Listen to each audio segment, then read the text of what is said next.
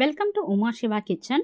உங்கள் வீட்டில் முட்டை இருந்ததுன்னா இந்த மாதிரி ஒரு ரெசிபி பண்ணுங்கள். ரொம்ப சூப்பராக இருக்கும். ரைஸ்க்கு, சப்பாத்தி, தோசைக்கெல்லாம் சூப்பராக இருக்கும். வாங்க வீடியோக்குள்ளே போகலாம். இப்போ ஃபஸ்ட்டு ஒரு 5 முட்டை நான் பாயில் பண்ணி வச்சுக்கிறேன். ஒரு கடாயை எடுத்துக்கோங்க. கடாய் காஞ்சதும் ஆயில் போட்டுக்கோங்க. ஆயில் ஒரு 2 to 3 ஸ்பூன்ஸ் ஆயில் போட்டுக்கோங்க. ஆயில் நல்லா காயட்டும். சோம்பு கொஞ்சோண்டு போட்டுக்கோங்க. சோம்பு பொரிஞ்சதும் வெங்காயம் நான் ஒரு மீடியம் சைஸ் வெங்காயம் தான் நான் போடுறேன். ரொம்ப ஜாஸ்தி வெங்காயம் தேவையில்லை. உங்கள் வீட்டில் நிறைய பேர் இருந்தீங்கன்னாக்கா வெங்காயம் ஜாஸ்தி போட்டிங்கன்னா அதுக்கேற்ற மாதிரி காரம் போடுங்க. ஏன்னா வெங்காயம் தித்திப்பு கொடுத்துரும். ஸோ நல்லா வதக்கி கொடுத்துக்கோங்க. நல்லா பொன்னிறமாக வதக்கணும். அப்போ தான் டேஸ்ட்டாக இருக்கும் இந்த ரெசிபி.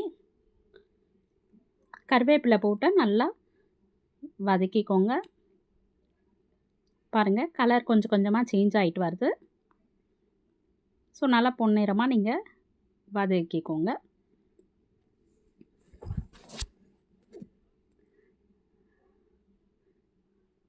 பாருங்கள், இப்போ நல்லா கலர் சேஞ்ச் ஆயிடுச்சு. கொஞ்சோண்டு இஞ்சி பூண்டு பேஸ்ட்டு போட்டுக்கலாம். ஸோ இப்போ நல்லா அதையும் சேர்த்து கலந்து கொடுத்துக்கோங்க.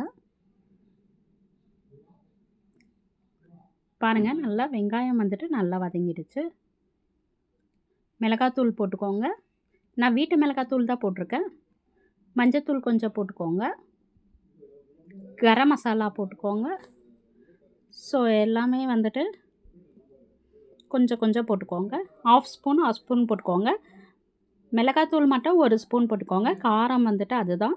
ஸோ காஷ்மீரி சில்லி பவுடர் நான் கொஞ்சம் போட்டிருக்கேன். கலருக்காக நான் கொஞ்சம் போட்டிருக்கேன்.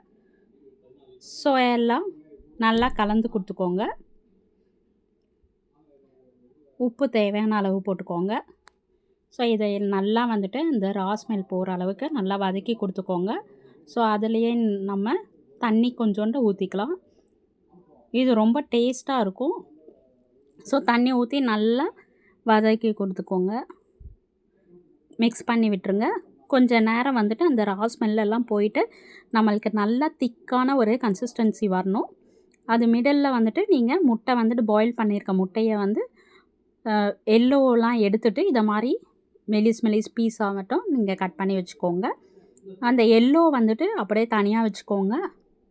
ஸோ இந்த கிரேவி கொஞ்சம் நல்லா திக்கானதும் இந்த முட்டையை மட்டும் ஒயிட் முட்டையை மட்டும் போட்டு நல்லா கலந்து கொடுத்துட்டு ஒரு 5 மினிட்ஸ் அப்படியே ஸ்டவ்வில் வச்சுட்டு லாஸ்ட்டாக அந்த எல்லோ எக்கையும் சேர்த்து நம்ம லைட்டாக கலந்து கொடுத்துக்கலாம். அது உடையாத பார்த்து அப்படியே நம்ம ரைஸில் போட்டு பிசைஞ்சு சாப்பிட்டுக்கலாம். சூப்பரான முட்டை ரெசிபி ரெடி ஆகிடுச்சு. இந்த வீடியோ உங்களுக்கு பிடிச்சிருந்தா லைக் பண்ணுங்கள், ஷேர் பண்ணுங்கள், சப்ஸ்கிரைப் பண்ணுங்கள்.